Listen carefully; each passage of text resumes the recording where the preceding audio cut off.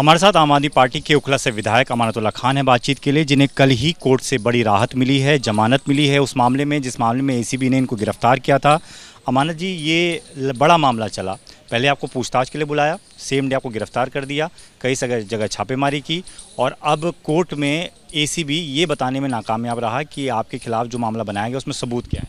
पूछताछ के लिए बुलाते ही मुझे गिरफ्तार कर लिया था और बुलाते ही जैसे मैं एंटर हुआ था मेरे घरों पे छापा मार दिया था। तो पूछताछ नहीं की, गिरफ्तार किया मुझे सीधा सीधा। और जो इन्होंने मुझ पे इल्ज़ामात लगाए थे, जो चीज़ें थी वो कहीं टिक नहीं पाई, कुछ था ही नहीं, सब झूठे थे।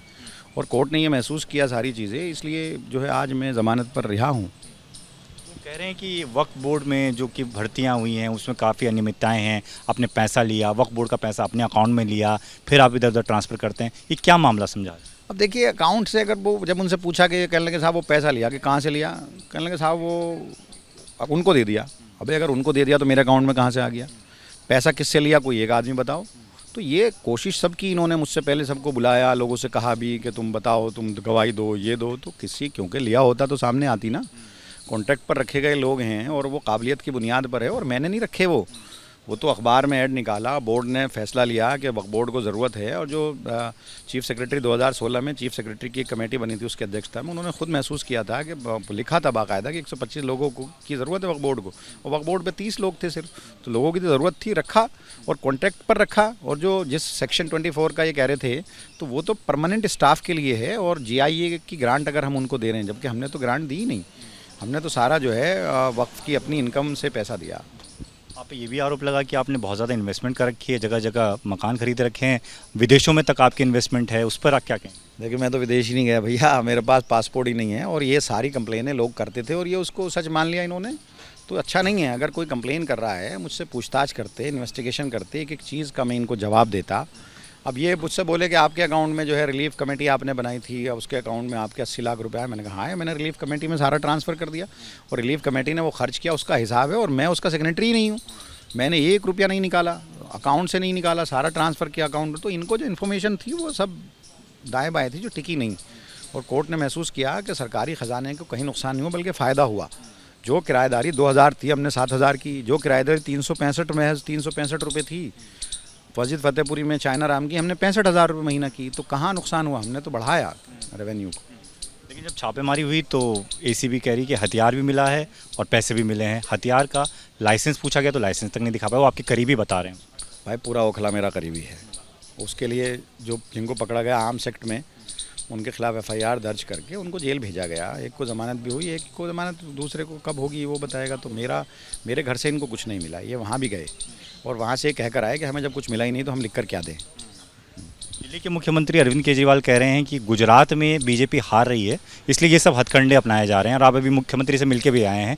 क्या लगता है कि ये वाकई गुजरात की वजह से हो रहा है, या फिर आप उसको गुजरात से जोड़कर देख रहे हैं? देखिए, पार्टी ने जो स्टैंड लिया, पार्टी जानती है मेरे बारे में, क्योंकि पूरा भाई मुखिया तो सब जानते हैं, पार्टी पूरा जानती है मैं किस तरह का काम करता हूँ।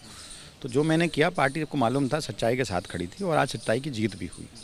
और आज आम आदमी पार्टी, बिल्कुल इसमें कोई दो राय नहीं है कि गुजरात में आम आदमी पार्टी जो है इनको मुकाबला दे रही है, और ये उसी की एक कड़ी है कि वो हमें डराना धमकाना चाहते हैं, और ताकि गुजरात में हम किसी भी तरह से ना जाएं और कमज़ोर और ये वहाँ जीत हासिल कर लें। तो सिर्फ गुजरात की वजह से ही हो रहा, और कोई वजह नहीं है, अचानक से सारी चीज़ें होना शुरू हो गई। तो आपको लगता है कि जब एसीबी के पास जब ठोस सबूत नहीं थे इन सब मामलों को लेकर, तो जल्दबाजी में आपको गिरफ्तार किया गया? देखिए, बनती नहीं थी गिरफ्तारी। मैं ये मान रहा हूँ कि इलीगलिटी कहीं थी नहीं, क्रिमिनलिटी कहीं थी नहीं, इरेगुलरिटीज़ हो सकती है, वो भी थी नहीं। तो आप उसमें बहुत सारी चीज़ें, हम एक एक चीज़ का जवाब दे रहे थे, इनको पूरा सपोर्ट कर रहे थे, जो डॉक्यूमेंट्स ये मानते थे। FIR पर तो ये काम ही नहीं कर रहे थे ना, FIR से दाएँ बाएँ जा रहे थे। आपका ये प्लॉट है, आपका ये मकान है, आपका ये फार्म हाउस है, वो मिलता तो जहाँ बता रहे हैं वहाँ जाते तो उसका मालिक कोई और निकला। मैं तो वहाँ गया नहीं, मैंने देखा ही नहीं। मैं तो कहता भाई ये देखा ही नहीं मुझे। कहने लगे धोज में आपका फार्म हाउस है, मैं धोज ही नहीं गया। फार्म हाउस कहाँ से मिलेगा? मैंने कहा मिल जाए तो मुझे भी दे देना। अब जितने दिन आप अंदर रहे उस दौरान बाहर भी बहुत सारी चीज़ें हुई हैं, खासतौर पर आपके इलाके की बात करें, 2 महीने के लिए धारा 144, बहुत सारी रेड्स और लास्ट में PFI पर बैन। इस पर आपका क्या? देखिए, मैं जेल में था, कस्टडी में था, और मैं सब चीज़ों से टूटा हुआ था, संपर्क मुझे नहीं था। मुझे तो ये पता लगा कि रात जो है वो जब आया, लेट आया, धारा 144 लग गई, और उसके बाद अब सुबह यहाँ आ गया। तो अभी मैं, टेलीफोन भी मेरा बंद है, न्यूज़ मैंने देखी नहीं, इससे ज़्यादा मैं कुछ जानता नहीं इसके बारे में। लेकिन बैन को आप सही ठहराते हैं? अब मुझे जब मालूम ही नहीं है तो मैं क्या बता सकता हूँ उसके बारे में। ठीक, धन्यवाद। बातचीत के लिए।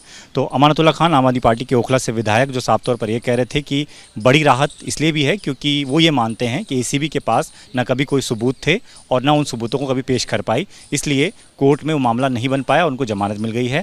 आगे भी वो कह रहे हैं कि इसी राह पर आगे चलेंगे और आगे भी अगर उन पर इस तरह के केस बनाए जाते हैं तब भी उनके खिलाफ कुछ नहीं निकलेगा। और साफ तौर पर आम आदमी पार्टी और अमानतुल्लाह खान यही कह रहे हैं कि बीजेपी बाकी राज्यों में जब आम आदमी पार्टी चुनाव लड़ती है या वहाँ पर आगे बढ़ने की कोशिश करती है तो वहाँ पर पार्टी और उनके नेताओं को रोकने की इसी तरीके से कोशिश की जाती है। कैमरामैन दीपक चौधरी के साथ दीपक सिंह रावत, एबीपी न्यूज़, दिल्ली।